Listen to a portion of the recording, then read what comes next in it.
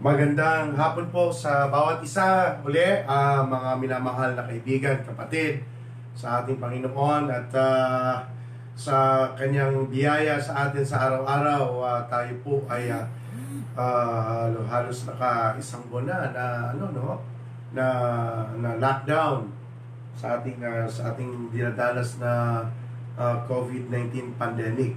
So sa lahat ng mga nakikinig at sumusubaybay sa ating The Living Word Insight Forum today, ay tatalakayin po natin ang isa sa mga mahalagang bagay, like the question of tayo po ba ay talagang nakikipaglaban? Are we really combating or warring against particular virus? And yung lockdown ba ay gaano ba yan kahalaga o karelevant sa atin with regards to warring against the coronavirus on COVID-19 pandemic na tinatawag po natin ngayon. So bago dyan ay manalangin po tayo sa Panginoon. Dakilang Diyos sa hapong ito, dalangin ko po ang pangunguna ng iyong banal na Espiritu. Lord, bawat isang narito ay kasihan at lukuban ninyo ng iyong kapangyarihan. Samahan ninyo, O Diyos, ng iyong presensya. And Lord, I commit myself to you and all the people that are following and listening to this vlog. Lord, I pray that continue to be with us. Give us on revelation knowledge and even understanding to what is happening, Lord, in our country and to the whole world as of the moment, oh God. So thank you, God, thank you, Jesus, for your wonderful presence that we feel and we have today in Jesus Christ's name. Amen. Okay, God is good. So ngayon ay medyo bibigyan po natin ng konti o not only konti but trying to apply the faith that we have, the gospel that we preach, and yung tinatawag nating belief that we adhere to, that we cling on sa ating Panginoon, sa ating Panginoon Jesucristo. So, bago ko simulan ang pinakapuntong ito, ay nais ko pong maunawaan po natin na kung ano po ang binibigyan ng pagkakataon. Seri, kabut mo ngayon ko. Yung natanggal yun. Okay. So, yun lang po. No? So, bigyan niyo po ako ng pakitanggal mo na sa ano. So, yun. Okay. So, nice ko pong bigyan niyo po ng panahon para mag-disclaimer na kapiraso. Okay. At ano po natin. Okay. Yung kung ano po yung mga bagay-bagay na mahalaga po nating bigyang pansin sa pagkakataon nito. Ano po. Okay, now, ang isang bagay po na nakikita ko dito sa ating problema, kung paano po natin haharapin ang ating sinasabing kalaban. At sabi nga nila ay hindi daw nakikita ang sinasabing kalaban. At ito nga po ang virus. And one thing na gusto ko lang natin bigyan ng pansin, meron ba talaga tayong kalaban? O meron ba talaga tayong dapat kalabanin? O meron ba talaga dapat tayong bakahin? At sabi ko nga ay yung lockdown ba ay talagang essential? O relative? O relevant na gawin para matalo at tayuan itong ating pandemic na to? Okay. Basically, gusto ko lang sabihin sa inyo na baka maaaring sabihin natin, Pastor Alan, hindi ka naman medical field para tumayo o magsalita. No?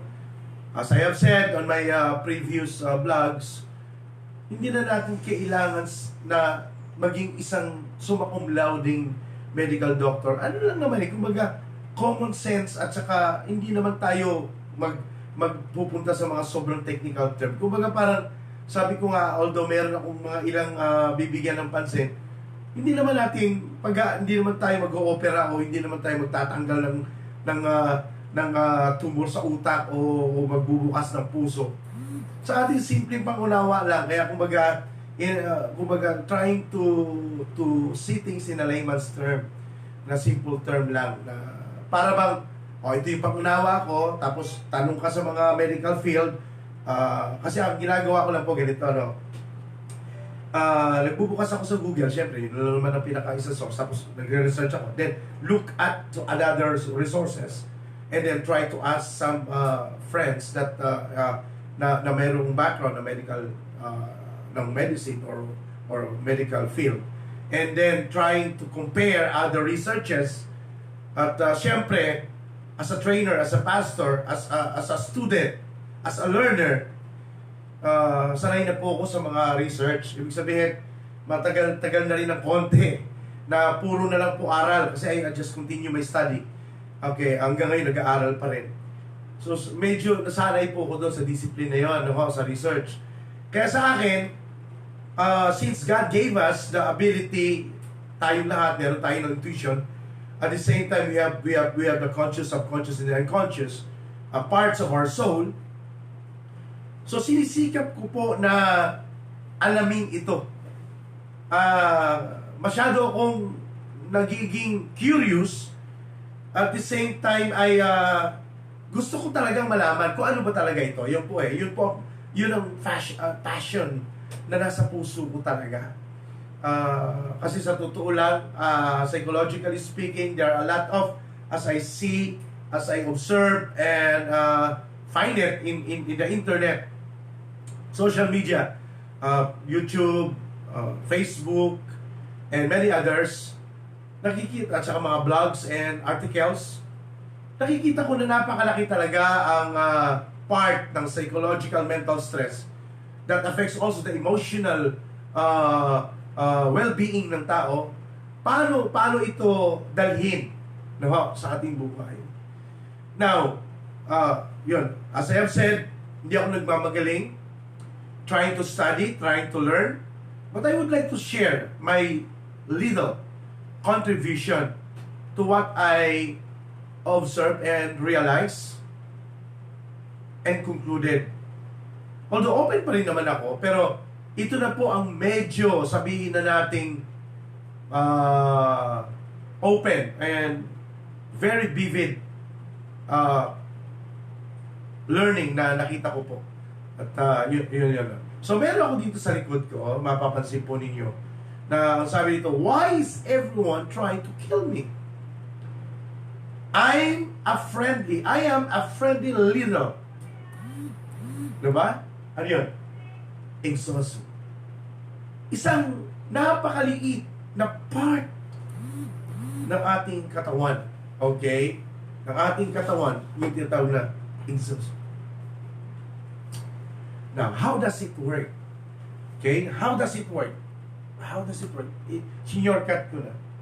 At maaaring hindi nyo nakikita, pero isimplihan na lang natin. So, ito pong exhaustion ay isang napakaliit na particle sa katawan ng tao. Sabi nga, mamaya makikita natin, dahil hiniram ko lang po ito, hindi po ito akin. At ito po ay sandali, yun. Matanda na. So, hiramin lang po natin itong saglit. So, interaction of exosomes with recipient cell. So, bakit po nagkakasakit ang tao? Ang isa po sa mga piling dahilan. Yan. Simplihan ko na lang, no? Kasi kahit naman ako, medyo nalilito rin. Paulit-ulit ko ang binabasa. Punta ako ng Wikipedia, punta ako ng Encarta, punta ako ng Google. Ganun lang po, ganun lang. Medyo tedious ng content, tsaka medyo may yung rigorous study talagang mataas talaga. At hindi yung simple. Ito kasi yung philosophy ko sa pagpapastor ko eh. I believe that para lang maano po, no? Disclaimer ng content. Kasi may mga nagsasabi, dapat Bible na lang i-preach mo, pure Bible. Huwag mo nang pahirapan sarili mo, hayaan mo na sa mga doktor yan. Sandali lang. Kailangan lagyan ko ng flesh and blood yung preaching ko. Yun ang akin eh. Yun ang philosophy ko po. Nangangaral tayo para lagyan ng laman at dugo yung ating mensahe at i-apply ang Bible, ang grace, ang truth, ang salvation based on what is happening on in our contemporary world. So hindi pa pwedeng primitive ang thinking ko, early age, o sabihin na natin medyo not only primitive but stone age pa yung mindset ko, o kaya natatalo tayo, kailangan mo may piano, kailangan mo may drums, so parang gano'n, no? So I don't care about those. Para sa akin, religious jargons na lang yan. So for me, what is important is that how do we address as a preacher, as a leader, as a Christian, as a believer of God and believer of Christ, that affects healing. Because I believe that man is composed of body, man is composed of spirit, soul, and body. No, tulad na sinasabi ko sa inyo, ang doktor, ang kanyang dealing, okay, ang dinidil po ng doktor ay ang katawan. Depende nga sa field, no, of expertise. Katawan, basically, yung mga surgeons, mga general medicine, specialist. Now, pagdating naman, yun, mga medical doctors, family doctors, something like that. Okay, so yun ang dinidil yung katawan. Pagdating naman sa mind, sa soul, because soul has mind, which is intellect, emotion, and the will. Okay? So, tatlo yung, yung dimensions niya eh. So, ang nagtatrabaho naman dyan, para i-deal yan, ay ang mga psychiatrists and psychologists. And that includes, isa na ako dun. No? So, I am a subconscious trainer, nadideal po natin yung mga nadideal ko po in the sense based on my training program, yung hindi makatulog, insomnia, at may mga fruit na po ako niyan, yung mga mental psychological distress and stresses, like for example emotional psychological trauma without medicine, fall under sa aking research study and conclusion sa height of synchronization. So yun po, actually tinatapos ko yung book na yun. Hopefully matapos ko siya this year. Yun. At meron nga po pala akong announcement bago mo wala sa isip ko. At hindi lang nasend sa akin ni Mike. Hindi na umabot. At anyway, meron po akong free seminar because I am not only a pastor but I am also considered as the developmental trainer, handling, providing brain activation, unlocking of greatness in the soul. So marami akong nakikita dyan, pero isa rin po ako sa gumagawa nun. At ang dami ko na pong proof, may mga video ko nun. At the same time, ang isang pinokus ko ay paano mag-provide ng healing, paano mag-activate ng healing sa body. That's why I am very ardent, no, and passionate to discuss things dahil meron akong kasing nakita na mag-fit yung aking training program.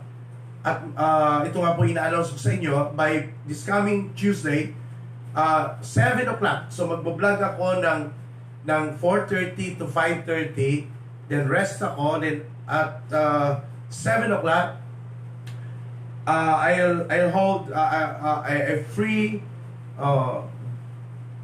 inner healing and subconscious smart counseling. Okay? So ito po yung sa isang program ko, but in a seminar format. Okay, in a seminar format. At hopefully, kung baka magkaroon ng part 2 siya, depende sa magiging feeling ko at need na tinatawag. But part 1 ay to explain to you how the seminar fit to handle COVID-19 and based on what we will going to discuss. Okay? This afternoon. Okay? Ito, magre-relate lang po yan. Kaya please, I am inviting you. Nag-send na ako sa ilang mga groups, individuals. Yun po yun. This coming Tuesday po yan. 7 o'clock in the evening up to 9 o'clock. So 1 hour of discussion and then 1 hour of possible activity or whatever, and then question and answer. Okay? So yun lang po, announcement po yun ha. Kita-kita tayo sa Tuesday 7 o'clock ng gabi. Pero may vlog pa rin po tayo ng 4:30 to 5:30. Okay? Para lang ma-reinforce ko to at kailangan madagdagan tapos tsaka tayo mag-seminar sa gabi. Okay po.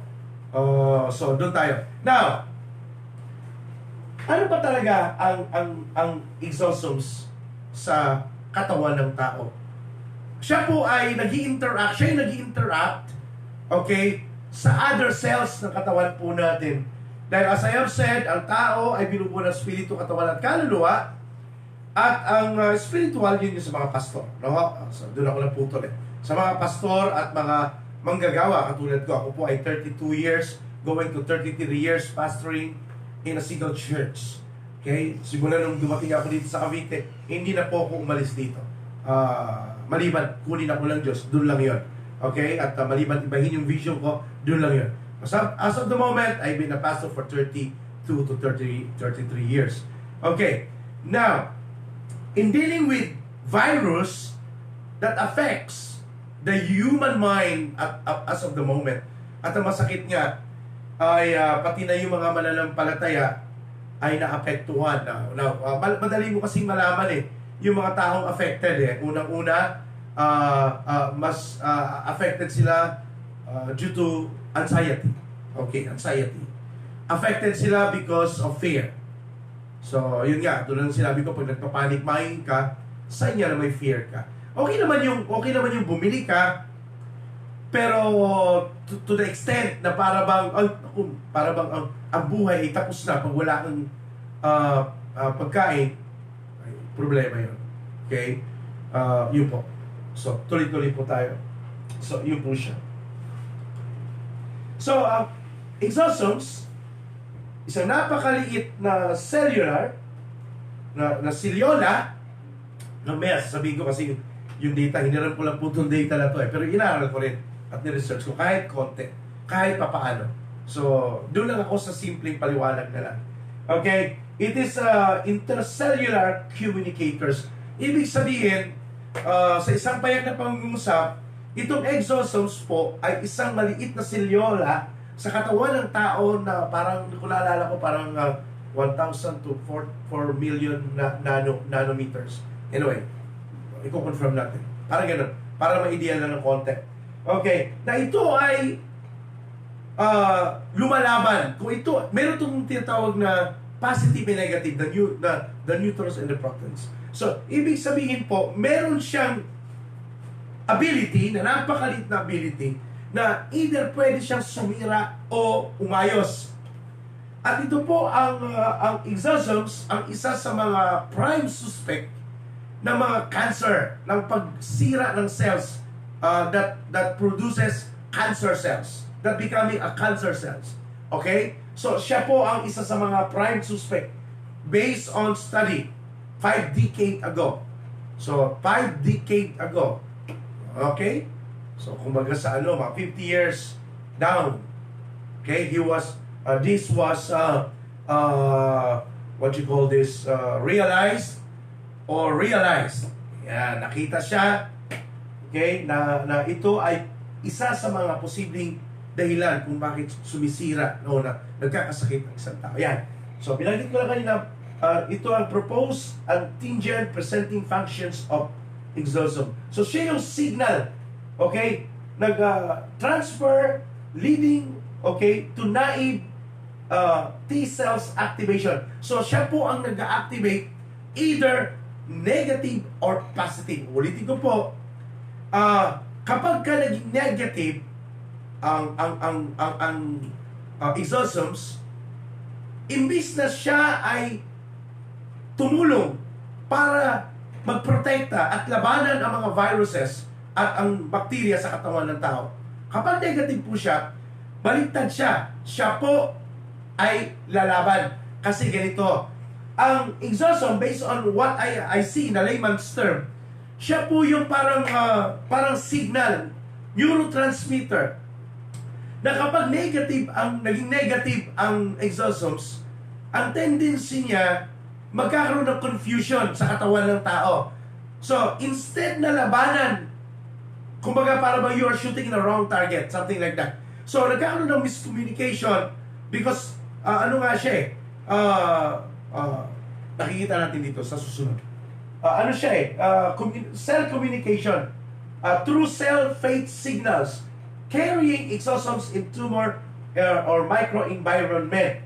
Okay, so pag negative siya, yung signal na magiging instead, siya yung tumutulong para tulungan o sirain, depende, no? Sa kung ano ang naging development ng exosome sa katawan ng tao. Now, tingnan niyo po maigi, okay? Activating effects and inhibitory effects. Proposed immunological functions of exosomes secreted by tumors. Okay? So, in short, medyo technical. So, dito na lang po tayo sa simple step. So, okay? So, ito po siya, no? Stem cells, injured tissues, okay? And then, this is part of, what you call this? Yung relation, yung tinatawag na pag nag-uusap through the exosomes. Okay, hindi na pa natin dito. Suggested hypothesis on the role of exosomes release from a damaged heart as a potential intercellular communicator. So, tingnan niyo po maigi.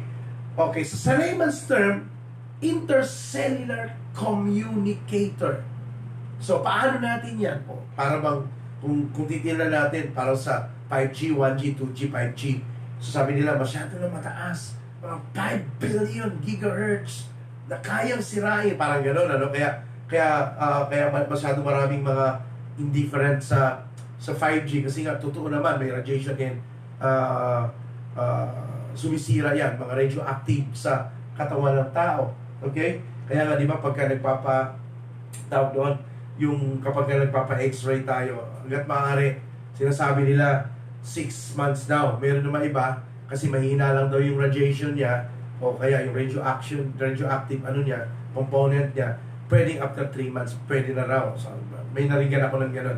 Kasi man nakakaraan, nagpapaano ako Brad, ano pa lang ako last 3 months lang ako ganyan, last 4 months pwede na po yun sir, pwede na. Hindi naman malakas to mga gano'n. May mga gano'n to. So, gano'n pala. So, iba naman, 6 months daw.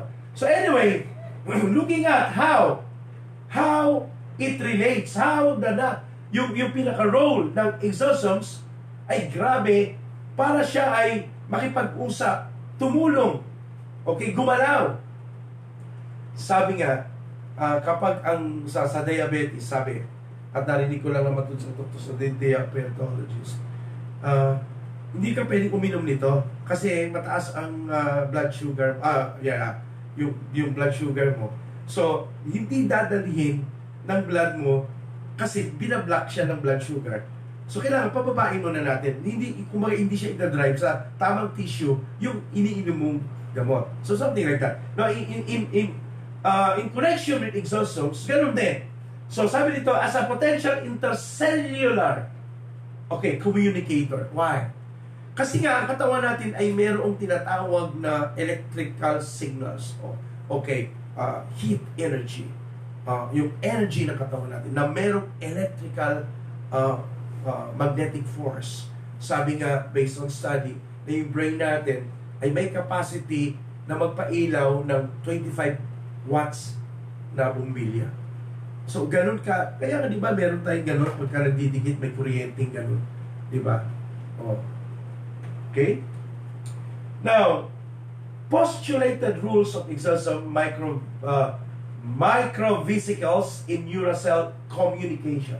So, ang exosomes, siya yung tumutulong para ihatid, tulungan, kung positive, para kalabanin yung negative cells, yung cancer cells, yung mga negative cells, okay? Para gumaling yung anumang sakit. Pero kapag naging negative siya, baliktad siya. Okay? Yung neurotransmitter na yon, yung neurotransmission na yon, okay, ng exosome, ay magiging baliktad. Pero kapag positive, magiging a healthy, productive cell, okay, para tumulong, para gumaling at makarecover ang isang tao. Exosomes, vehicles for the transfer, now take note vehicles for the transfer of toxic proteins associated with degenerative diseases. Okay, nabubulol tayo. So, yun lang po, So, ibig sabihin, in a negative form, Okay? Siya yung nagsisend na signal as a vehicle, okay, of the transfer of the toxic proteins associated with neurodegenerative diseases.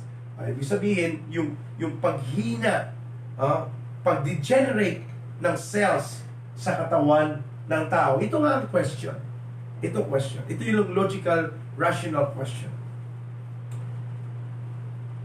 Bakit mayroong mga history na nawawala ang cancer? Okay, miracle. Now, as we all know, that miracle can happen based on God's work and God uses people, instruments, ways. Meron dito na divine, direct interventions, at meron namang tinatawag na channel, how God works in a person. Pero ito na yung point. Paano nangyayari yung sinasabi nating miracle? So, siyempre may gagamitin ng Diyos na mga intra-communication, intracellular development inside the body, and that is one of the element that God placed inside your body and my body is the exosomes. Now, exosomes as a potential diagnostic and their therapeutic approaches. So, in a negative form, pwede siyang sumira. Siya yung proponent and the components to send negative signal in human body. Pero kapag positive naman siya, okay? Naging positive siya, the exosome, exosome or exosomes, kung gusto nyo ganun, o exosomes, as a potential diagnostic and their therapeutic approaches. Ibig sabihin, pwede siya i-divert, i-develop into what we call positive exosomes. Para i-repair, para ayusin ang katawan ng tao. Now, as we all know, bago ko ituloy, mga kapatid, ang virus, andyan lang yan sa paligid, hindi yan nawawala. Tandaan po natin, paikot-ikot. Ang bakterya, andyan lang din yan, paikot-ikot, hindi nawawala. Hanggat may satanas, hanggat may demonyo, hanggat may makasalanan, hanggat hindi pa dumadating si Jesucristo na ating Panginoon, hanggat andito pa tayo sa lupang mundong ibabaw na ito, hanggat nandito pa tayo sa katawan lupang ito, we are all prone, vulnerable, subject to decay. Okay? We degenerate. We are degenerating. We are decaying. No? Tandaan natin lagi, huwag kayong maniwala doon sa mga nagsasabing scientists na there is now the ability, we have now the ability that we will not die, and we will not go old, and we will be stay young, and we will not die. Ay, naku po. Huwag po kayong maniniwala. Maling-mali po yun. Okay, yun po ang kayabangan ng tao na parang si Satanas, parang nung panahon niya, nung siya si Lucifer pa, ay gusto niyang maging higit pa sa Diyos. Yun ang problema eh. No? So, ang aking contention ngayon ay may kalaban po ba talaga tayo? Okay, mamaya may mga video ko at analysis na gusto ko maipakita sa inyo. At bibigyan ko ng sarili kong interpretation yung mga video na yun. Now, ito ba talaga ay kailangan nating masyadong katakutan? Sabi nga na ibang kamanggagawa ko na narinig ko na rin nagbablog, huwag nating katakutan ang virus. Tama yun. Tapos meron pa nga nagsabi, huwag natin gawing capital C at small c. Wala namang problema dun eh. Wala namang problema kung C or capital C. Because we are not highlighting the COVID naman eh. We are just explaining and we are just trying to give clarification. Yun ang akin eh. Yun ang objective ko talaga. Kumbaga, hanapin, alamin kung ano ang degree of contagion nito at ito ba ay man-made. So, para sa akin, man-made in the sense of consequence. Okay? Kasi tinan nyo ha. Ito. Practical tayo. at gamitin natin ng practical sense or common sense. Logical sense. O, tingnan nyo may sabi ng iba, ito daw ay man-made virus consist and have two components of SARS virus and HIV/AIDS virus. Now, try to think about. Alam nyo, bilang isang tao at personally po, bilang isang tagapag-alam, a learner, hindi ako basta papayag na kainin ko lang o paniwalaan ko lang yung isang kasabihan na para bang katulad nito, no, dagdag ko lang para mas maging concretize yung point ko. Yung mga nagsasabi na, ito na, diretsuhin ko na ha, may nag-prophesy. Now, disclaimer muna ako. Naniniwala ako na yung nag-prophesy na yun, man of God. Walang question, parang ako, parang kayo din. Alam ko maraming pastor nakikinig dito. Pangalawa, naniniwala ako na siya ligtas. Pangatlo, naniniwala ako na siya ay tinawag ng Diyos para mangaral ng Biblia at ng Gospel of Hope ng Panginoon. Pero magpropeta, sandali. Kaya diniscuss ko sa isang kaibigan kong pastor. Basically, pag sinabi mong propeta, dapat 100% accurate ang sasabihin niyan. Hindi naman sa gift of prophecy. Hindi lang. Office of the prophet is very high. Dapat ba nagsasalita ko lang basis? Hindi yung I see it na merong 10 ditong mga babaeng magpapakasal at tumayo kayo lahat kayo ay walang tumayo, isa lang yung tumayo, ikakasal pa lang o hindi pa engaged, plano pa lang, di mali, di ba? So hindi prophecy yun. Isa pa, nakikita ko kapatid, ikaw ay tinawag ng Lord. Ikaw, dito, mayroong mga tinawag ng Lord dito sa pagpapastor. At yung nararamdaman nyo, parang yun, tumayo kayo. Walang tumayo. Di ba? Paano yun? So, iba yung word of knowledge, word of wisdom na gift, prophecy. Now, may mga nagpa-prophecy ngayon. Ito na ha, diretsuhin ko na kayo. Pinakinggan ko eh. Pati nga yung Yolanda, pinakinggan ko eh. Pinakinggan ko talaga, in-observe ko lang siya kasi mahirap kasi na maging emotional tayo at mag-preach tayo na nakakatakot na para bang totoo. Ito na yan. Ang sabi ng prophet, just to concretize my point, kasi okay mag-alala, hindi ako naliligaw. Lahat to, nakaugnay dito sa sinasabi ko.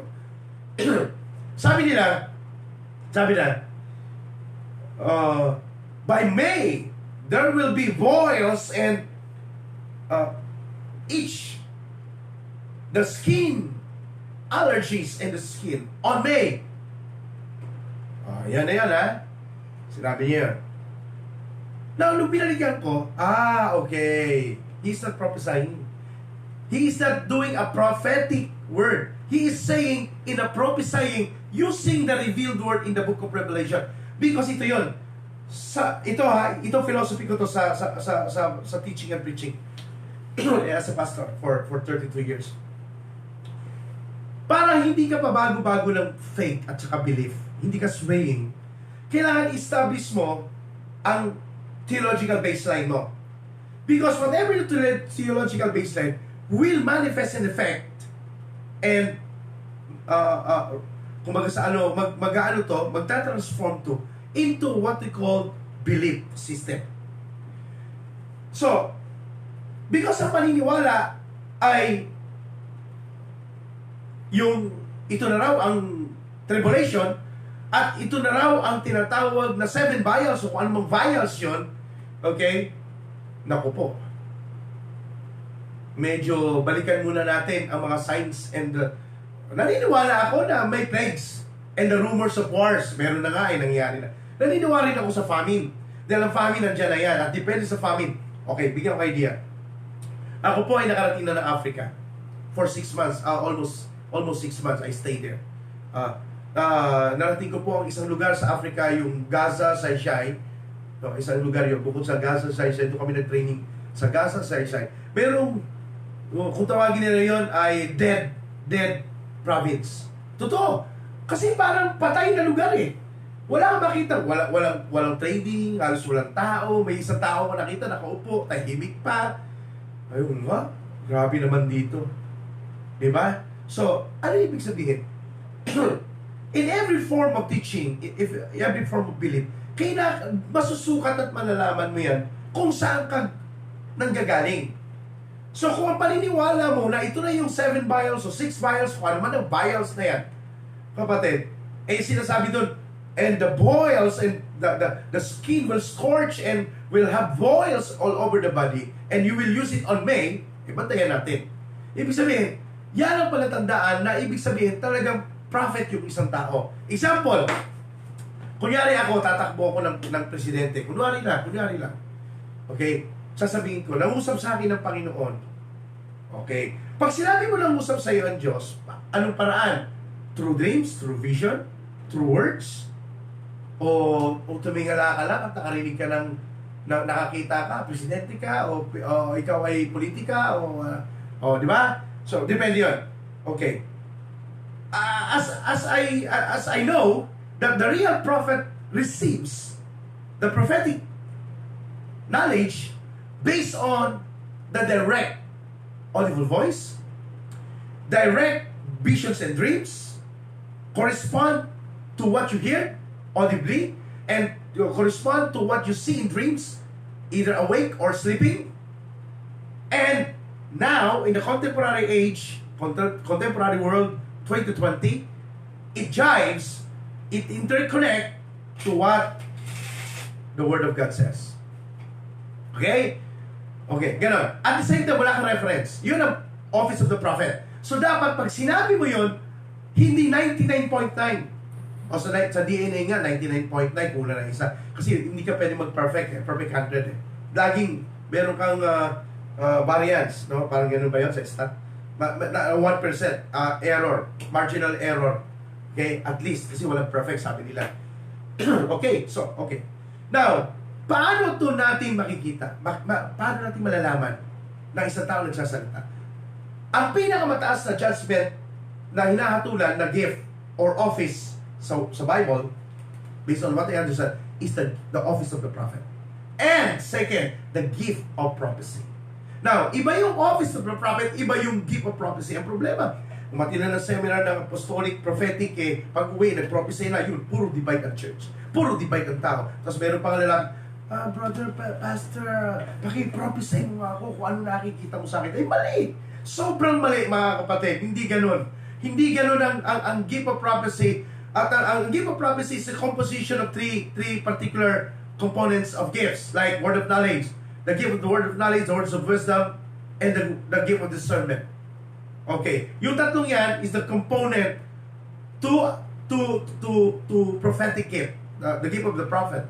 Okay, pag sinabi mo ng propeta talaga, ay talagang ano yan, hindi lang gift ang nagmamanifest dyan, nag-i-evolve dyan kapag kailangan siya magsalita, kinakausap siya ng Diyos for a certain point. Hindi yung itong mga number na to, sabi ng number sa Old Testament Genesis, yung number 58799 na ay nakaugpong kay Alan, kay Juan de la Cruz na siya ang magiging presidente balang araw, o siya magiging vice president. Sabi dito sa book of Proverbs and the book of Genesis, ito yung sabi, meron dito yung number na to, mga numerologists, kapatid, hindi yan.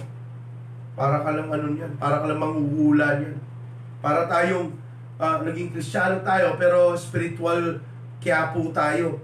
Spiritual Quiapo, napupunta ka doon, ano yung palad mo? Ineng, hindi ka na yata magkakaanak. O ikaw ay may makikilala. O ikaw ay iyayaman kasi may emang kamay mo. Naku po, tumagal na, namatay na, mahirap pa rin. Yung pala, nakalimutan ng manghuhula, yung isang M, mayaman, mahirap. Yung isa pa, mangungutang, baon. Diba? O, 3 M din yun eh. Puro M. Ako na, ilan ang M ko? 1, 2, 3, 4, diba? Diba? O, gano'n na nangyari. Parang, diba? So, parang ginagamit na natin ng Bible to deceive people so that people would follow us and obey us. And that is what we call deceptive following, or deceptive leadership, or deceptive manipulative form of of ministry. So never, never. So yun po, yun lang akin ha. So, ibig sabihin ngayon, nag-declare yon, yung sinasabi nila na yun, ayoko magitin ng pangalan, in respect. So, ngayon, pag bantayan natin yon, yun ang role natin. Bantayan natin kasi nag-declare ka eh. Pag hindi nangyari yon, huwag mo sabihin na, oy, sinabi ng Lord, ako'y tatakbo. O, tatakbo lang ako kapag ako ay sinabi ng Lord. O, tumakbo ka ngayon. Natalo ka, halimbawa na natalo ka. Sabi mo, kasi hindi tayo nagkaisa. Parang ganun. O kaya sabihin natin, oy, ginaya kasi ako. O sige, tumakbo ka ulit. Halimbawa na. O, ngayon, totoong-totoo na. Sinabi na talaga ng Diyos na ako ay tatakbo sapagkat ganito. Now, pag sinabi mo what you are claiming, once you say the word, thus saith the Lord, ibig sabihin niyan, kapatid, 100% accurate yan. Yan na. O? So, tatapusin ko na dito sa point na yun, ha? Sa position na to, mga kapatid, ha? Tapusin ko dito sa point na to. Now, since we are talking about pandemic, COVID-19 pandemic, what's the use of prophecy? What's the use of giving a prophecy kung ang tao ay natatakot lang? Alam nyo, ang pagkakamali nga natin sa marami dito, no? Alam nyo, ako, ito, diretsuhin ko kayo, ako talaga, hindi ako agree sa lockdown. Kung akong tatanungin nyo, pinapaliwanag ko naman eh. May point of view, ito na nga, pinapaliwanag ko sa inyo. Pero dahil ang presidente po natin ay instituted by God, called by God, ano man ang tingin mo sa kanya, mahalin mo siya. That's not the anointed one of God, David and Saul principle. At ako po ay rumirespeto, as I have said nung last time, hindi po ako diehard Duterte. But I am a follower, respect, and obedient to, and submission to what our President, Honorable Rodrigo Roa Duterte is saying. Kaya nga, nandito rin ako, nagsasabit ako. At kung ano man na nakikita niya, base doon sa, kasi kanina nanood ulit ako nung kanyang speech, at lagi naman sinasabi ng ating mahal na Presidente na ako ay kung anong i-advise sa akin. Totoo naman yun eh, kasi unang-una hindi niya pwedeng basta akuin lang mag-isa ang isang desisyon. Pwede niya akuin yan, kaya lang alam niya magiging implications and possible consequences para sa sarili niya, syempre. So, inaalala niya rin yun. Although, alam ko, Presidente natin, matapang yan, may grip siya, may leadership siya, at hinahangaan ko siya doon. So, syempre, kailangan niya rin maging maingat. Kaya, ako, nakikita ko, every time may mga advisors and cabinet advisors siya, nagsasalita, nakikinig talaga ako. Because I just want to make sure na yung sinasuggest nila sa ating Presidente ay accurate and relevant to the real issue of COVID-19. So, yun lang po ang aking gustong ipaliwanag at sabihin. Now, paano natin sasabihin na virus ang kalaban natin? Now, gusto ko pong dahil dana po ako dito, okay? Wala na yan eh. Basta yun lang yun naman eh. Yun lang naman po yun eh. Tayo. Okay? Meron akong video na ipapanood sa inyo. Now. Okay, sana ba to? Ito muna po, ito muna ha. Tingnan niyo po maigi.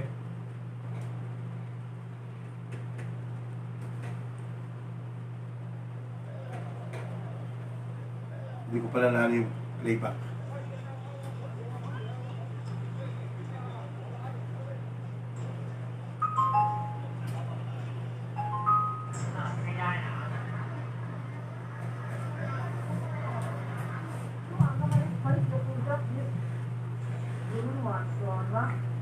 Tezgahlar hakikaten boş. Çok az şey kalmış durumda. Okay. İnsanlar bir panikle işe almaya çalışıyorlar. So, wala na pong mabili sa palengke. Ne olacak gibi değil. Daha yani Yung Turkish woman, resident of the bütün önce city, geldiğim Film. Canlı pazarın the empty food stalls. bu şekilde tamamen boşaldığını görmek korku verici hakikaten yani. Şurada mantar falan almayacağım. Dışandığı zaman içerisini tam olarak yıkayamayacağım için Alacağım, mantar falan alacağım ama sebze meyve alacağım. Bu arada bütün fiyatlar fahiş olmuş durumda şu anda. Bakın elma, armut hiçbir şey kalmamış burada. Sadece buradaki biraz elmalar var. Bunlardan mecburen alacağız şimdi. İnsanlar işte valizleriyle bir şekilde evden çıkmaya çalışıyorlar. Pazara gitmişler şu anda. Alışveriş. Okay, isa pa po, tingnan po natin to. Okay. Tingnan niyo po yung pagkaka-disappear. This video was filmed at a hospital in Wuhan, the center of the coronavirus epidemic. 当殡仪馆这里面是在，刚才我们照片看的这个装了3个，现在我数一下啊，4袋，1、2、3、4、5、6、7、8，有8个。 And this is footage of a hospital under construction. 这并不适合传染病人居住。 Behind the camera are 2 vloggers who have become sensations in China. Fang Bin is a resident of Wuhan, and Chen Sheshe, a human rights lawyer. The 2 vloggers, who are known in China as citizen journalists, published unfiltered video reports as the crisis unfolded in late January and So early February. they were missing Scenes that haven't appeared in China's tightly controlled state media. 大家一定要行动起来，要传播，要把真相传播出去。 But they stopped posting videos in early February. Gusto nila sabihin yung totoo, ha? Yung totoo. Fellow activists and relatives said they have disappeared. 帮我个忙，帮我找找就是。 Chen's mother posted a video saying she wasn't able to contact her son. According to a friend, the police told Chen's father that his son was held in quarantine. 在武汉的 Activists say neighbors of Fang saw uniformed and plainclothes police officers take him away. The activists haven't seen him since. 制造那个 Even if their images were only available online for days or even hours, China experts say it is unusual for Beijing authorities to let this form of open criticism appear before censoring content or clamping down on its creators. Many citizens have spoken up, from doctors and nurses to people stuck at home and patients. 里面又没有厕所，又没有药吃。 Challenging the official narrative of hospitals being speedily built from scratch and armies of volunteers orderly working to contain the epidemic. So how are these videos critical of authorities getting out into the public? Beijing officials have said there is a genuine desire to promote accurate information about the epidemic and block false reports that could increase panic. Nonetheless, the anger in China came to a tipping point late January after people accused local authorities of trying to cover up what was happening. People was not informed in the 3 to 4 weeks. What we have witnessed is the revolt of the Chinese people. Bao Pu publishes books from Hong Kong on topics that are censored by Beijing. He says people grew frustrated when they saw the healthcare system was overwhelmed by the coronavirus, especially after the SARS epidemic that took nearly 800 lives in 2002 and 2003. People generally expect the government have learned the lessons of the SARS epidemic, so they should have set up various 2003 yan, ha? 2003. prevent that from So ever hindi na happening. bago sa kanila ang Hu says the virus. speed at which the criticism piled up online might be too hard for China's censorship apparatus to manage, and that is one reason Chinese citizens have managed to share content online. Tens of millions have been stuck at home, leading to a surge in the number of people reading and using social media. Another explanation, according to researchers, might be that in this situation, Beijing needs information to keep flowing. Because this is a health crisis, people also need to talk about, supplies and access, and they need to be able to discuss this. Otherwise, they're kind of stuck at home, and quarantine zone becomes really insufferable. So they can completely censor all discussions. Maria Repnikova analyzes how Beijing censors its citizens and says she believes the government intentionally opened the doors to criticism. Useful in some ways to learn about what's happening while it's only the early stages of the crisis. The state officials at the local, central level still don't quite know what are the bigger issues, what are the big frustrations. So it's kind of a way to get public opinion on this, try to understand the grievances and then respond to them. Repnikova has interviewed over 100 Chinese journalists and officials about big crises like mining disasters or the 2008 Sichuan earthquake. She noticed there's a limited window of opportunity for journalists to cover these events and citizens to complain. Repnikova says during the Sichuan earthquake, the government started to tape mouths shut when journalists reported that poorly built schools had contributed to the deaths of hundreds of children. In Wuhan, Fang Bin was able to publish 33 videos in 16 days on YouTube. One video he posted online shows that he had run-ins with people who identified themselves as local health officials, who wanted to check Fang's health because he had visited a hospital. February 1 yan, ha? February 1. 我的体温正常，我的体温正常。So pinang siya.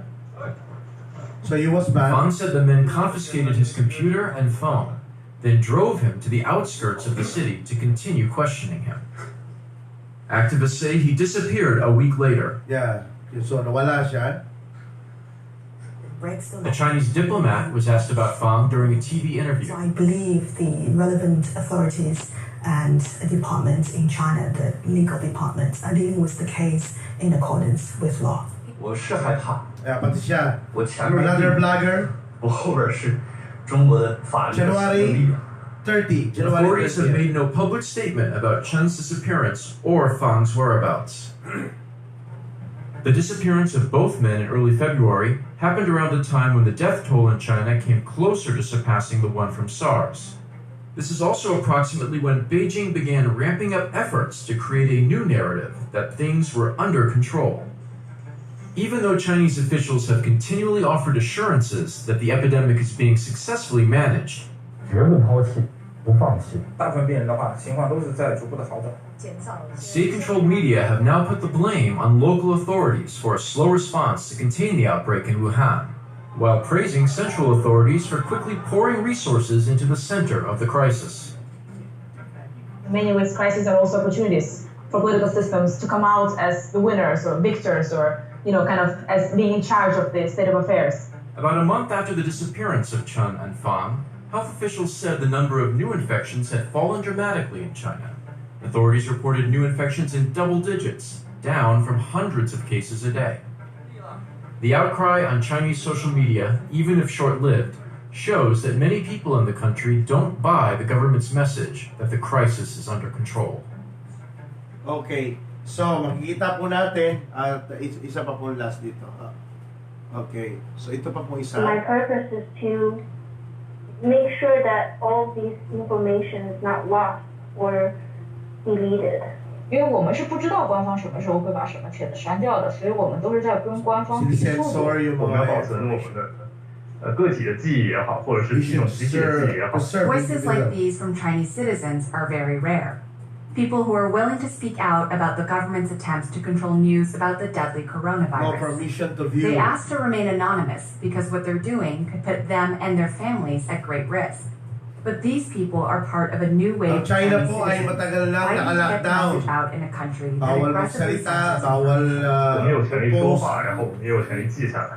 Accounts or messages like these calling for free speech I want are free quickly speech. spread from the Kaya internet. sinasabi nila, I want Or free videos speech. like this, showing people frustrated about life under lockdown. Help somebody! Help somebody, please come! Posted online one day, but gone the next. But the crisis over the coronavirus is changing the landscape, for now at least. Everyday citizens are preserving and reposting information the government doesn't want out there. I don't want to take away those who lie down the road. Hundreds and hundreds of screenshots. And then as the outbreak got really bad, I thought it would be important to keep these or to collect and systematically archive these information.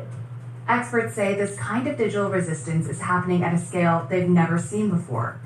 At the beginning, I was just doing this on my own, and now it's about 100 of us, and we're translating news articles and social media posts that are constantly being deleted right now. Social media networks like YouTube, Facebook, and Twitter are blocked in China. But internet-savvy people use techniques that allow them to repost censored content to these platforms while staying under the radar of authorities.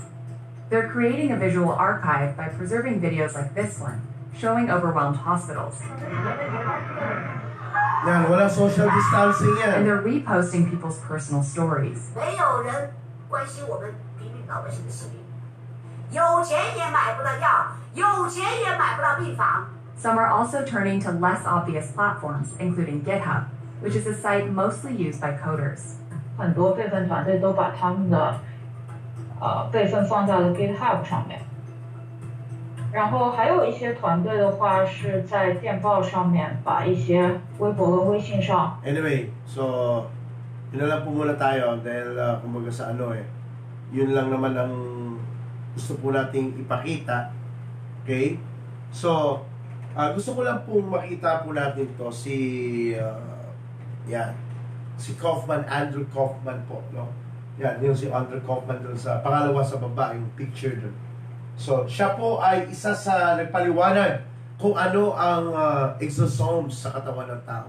So, basically po, to cut my, to give my point straight dito po sa ating pinag-uusapan. Mga kapatid, ganito. Ang exosomes, siya po ang responsibility. Wala po, ang virus andyan lang po siya, andyan lang siya. Ngayon, ang nangyayari, because of the negative impact ng psychological, mental, emotional, patapos may lockdown pa tayo. Itong ginawa ng China sa atin is like a psychological warfare. They create a scenario to give a picture of the virus na kung paano ang nakamamatay. Ulitin ko ha, sa China hindi na nila masasabi na ano ang tao pwede nilang, sila communist country sila pwede nilang patay ng tao at anytime nakita niyo naman yun nila, lockdown, blackout ng social media, controlled information, nakakulong sila sa, wala silang freedom. So, ngayon, pwede ba nating paniwalaan na nagsasabi ng totoo ang China regarding, ito nga di ba? Makikita natin na habang nagkakagulo sa pandemic ngayon, sa COVID-19 pandemic, and there are news that are appearing na mayroong mga Chinese vessels na naman dito sa South China Sea, whatever, na pinaglalabanan na territorial natin, ng sea borders. Now, mga kapatid, gusto ko lang po iparating sa ating lahat na ang exosomes, ito ay isang klase ng selyola na that is what you call blastering effect, na kapag ito ay naging negative din ang dadalhin nito. Tingnan nyo, ang tao pwedeng gumaling. Mahirap na lang.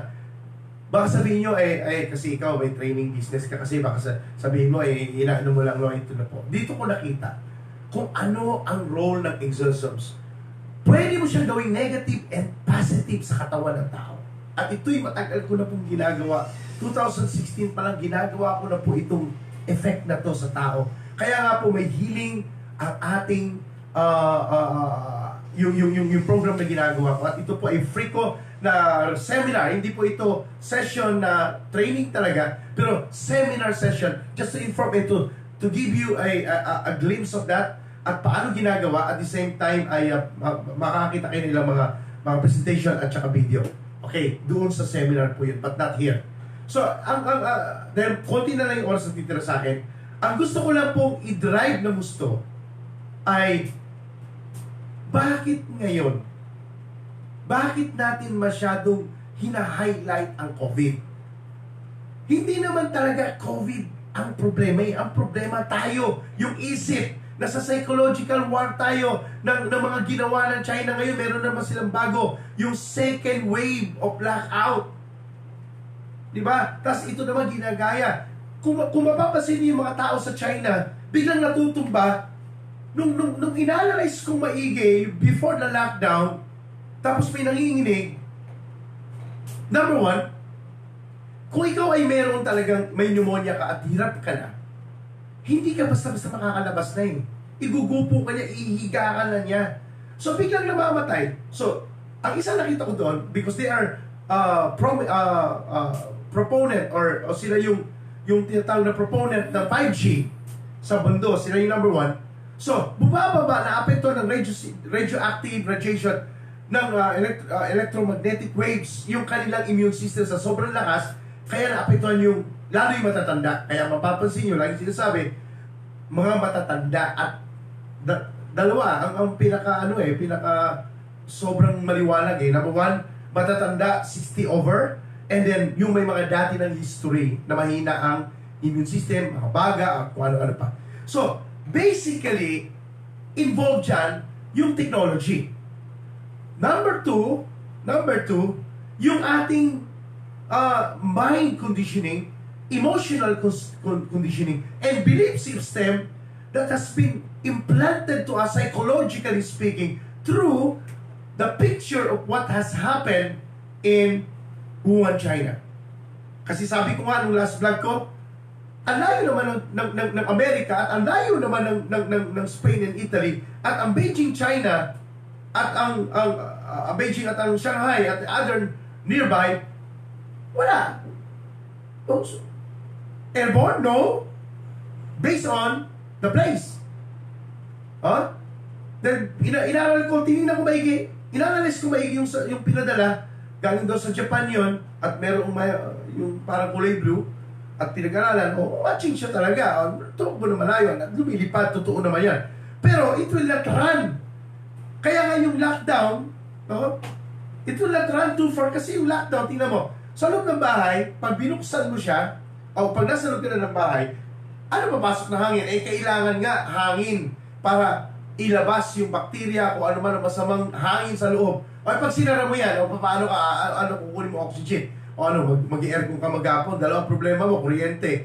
At saka yung bakterya, ikot lang ng ikot. So, kaya nga ina-advise, di ba? Dapat ay labas-pasok ng hangin. Di ba? Yung ventilation niya is, nagsusurround lang. No? So, ano ba talaga ang totoo? So, ang totoo, simple. Totoong may sipon, totoong may ibo, totoong may virus, totoong may kaya sinabing COVID-19 niya kasi 2019 December sa Wuhan, China. Yun naman yun Kaya pinanganlan ni Label. Pero ano na yan? Coronavirus yan. At yan, di ba binanggit kanina from 2002, 2003. Noon pa yan Meron pa nga 2018, 1918 at saka 1930 pababa. So, hindi na yan bago mga sir and ma'am, mga kapatid, mga kaibigan, hindi na yan bago. So, dapat lang nating pansinin, ano ba yung epekto nito? O anong epekto nito? At ulitin ko nga po, no?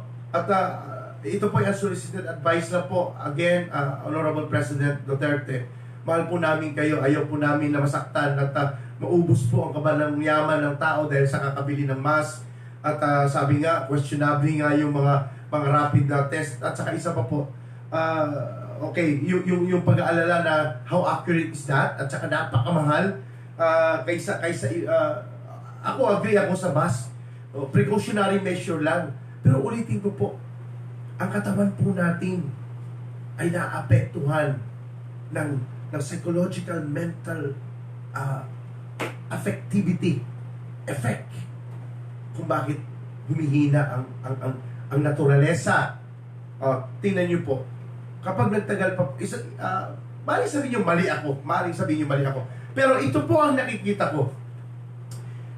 Ang pumapasok na po ngayon, yung philosophy of evil na naiisip ng mga tao, at ito po ay ginagamit na ng mga kaaway po ng ating presidente, Honorable President, ulitin ko po, ito po nakikita ko na posible pong sakyan talaga ito ng mga kalaban po ninyo.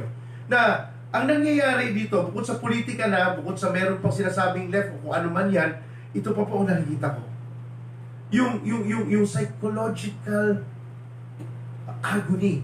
Na yung mga tao, kahit ayaw po nilang kalabanin kayo, mahal na Pangulo, kahit ayaw po nila kayo, no? Gusto ko po makita po natin ito, na ano nangyayari po ngayon, nasa cywar tayo ng takot ng COVID. Na para bang, ganito yan. Ganito yun, ito yung contagion niya, ito yung severity niya. Naku, mamatay ka. O tingnan nyo nga po ngayon kumakalat. Yung virus nga daw ay pinaghalong gawa ng tao man-made na HIV virus. O sige, Kung wala nga po, mga kapatid, na gamot ang HIV, inilagay mo pa sa tao yan. O ano na mangyari sa tao? May hope pa ba tayo? May hope pa tayo? O, bakit ngayon? Kasi part of sensationalism yan. Bakit ngayon yung swine flu, African swine fever, nawala na sa istorya? Dati yung manok, halos ayaw natin kumain ng bird flu.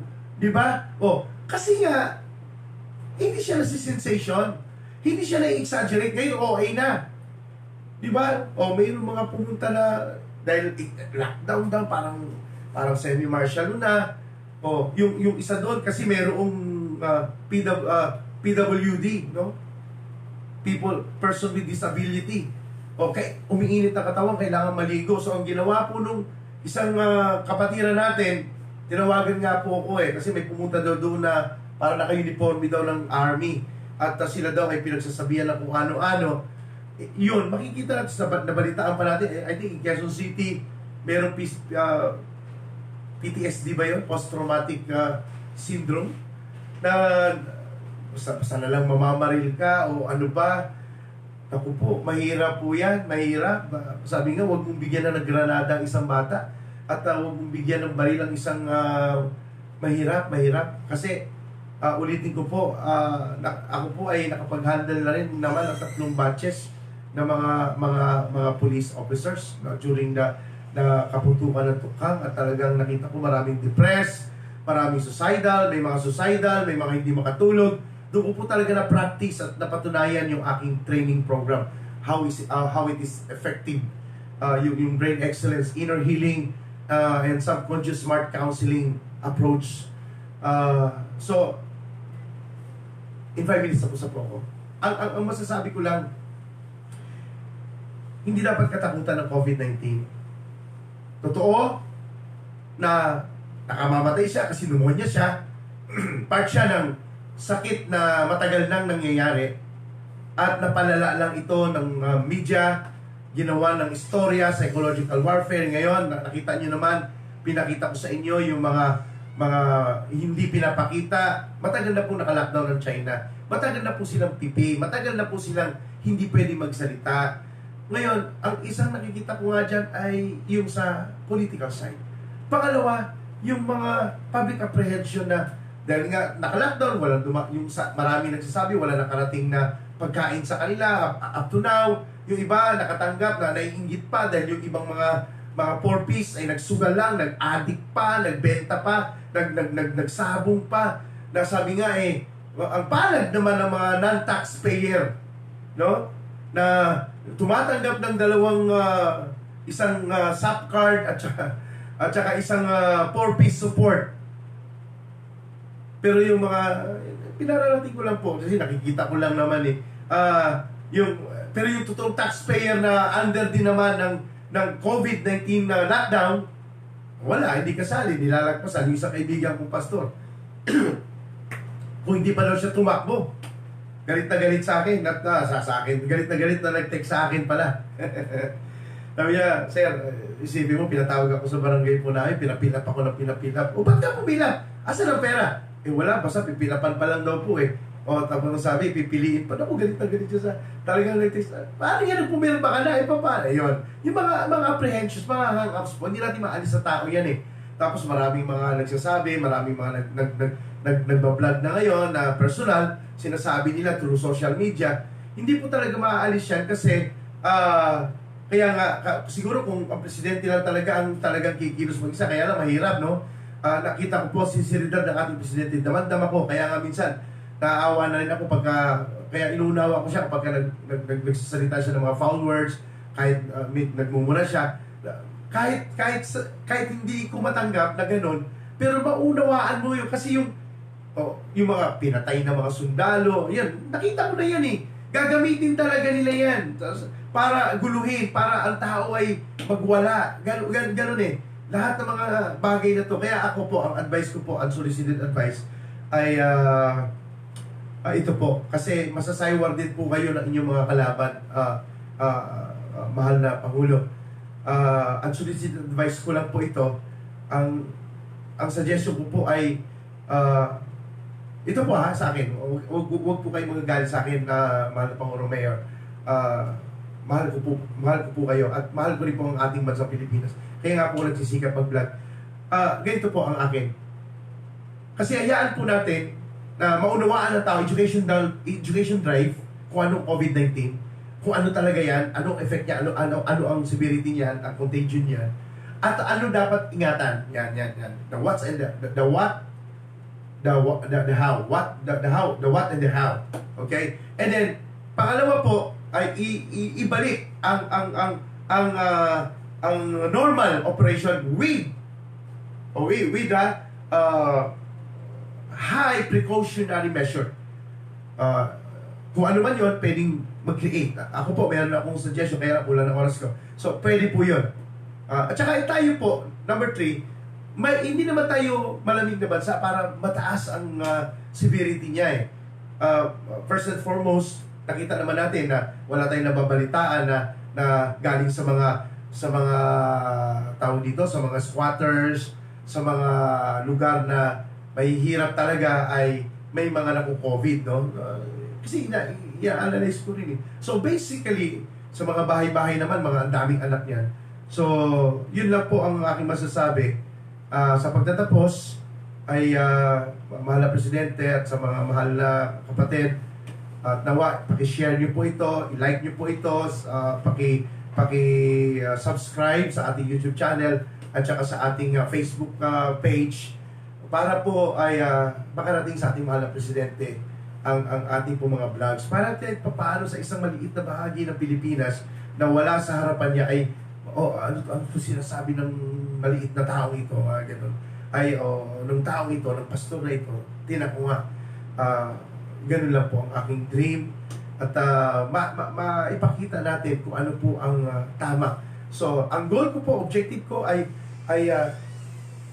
malit ang lockdown, bigyan ng normal na tao with high precautionary measure, and last ay i-apply instead na ibili ng mga kung ano-anong mga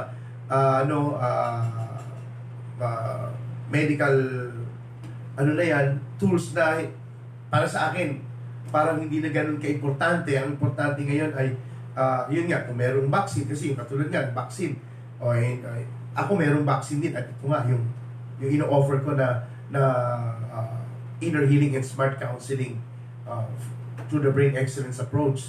Okay? So, ang gagawin ko po yan by Tuesday. 7 o'clock ng gabi. So, ngayong hapon po, sa pagtatapos sa ating The Living Word Inside Forum today, ay nagpapasalamat po ako sa lahat ng mga kaibigan po natin na sumubaybay at nakinig. Naway pagpalain kayo ng Panginoon, tayo lahat may manalangin. Dakilang Diyos Ama sa lahat ng mga kapatid at na mga nakikinig, lalong higit sa aming mahal na Presidente, lukuban mo siya ng kapangyarihan, ingatan mo siya, ay kanyang pag-ibig, pagmamahal, sumakanya, samahan mo siya sa kanyang mga desisyon at bigyan niyo ng wisdom lahat ng mga advisors niya na kapaligid sa kanya, Lord. Patuloy mong ingatan ang kanilang mga buhay, kasama na aming mga sundalo at mga napatay, Panginoon, ng kanilang mga pamilya, ay aliwin mo ng iyong salita at ng iyong presensya, ay sumama sa amin sa lugar na ito. Kaya, O God, sa pagtatapos, dalangin ko na pagpalain niyo ang aming mga frontliners, especially the medical doctors. Lord, give them hope and awareness about things that are happening around, especially to the patient, Lord, na positive sa COVID-19, Lord. Right now, thank you, God. I commit myself and your people to you. We commit our days to you, God. In Jesus Christ's name. Amen and amen. Magandang hapon po sa inyo lahat. At sa Tuesday po, next week, okay? Sa ating pong free seminar na Brain Excellence, discussion about the inner healing and smart counseling therapeutic dynamic approach. Thank you so much. Good afternoon.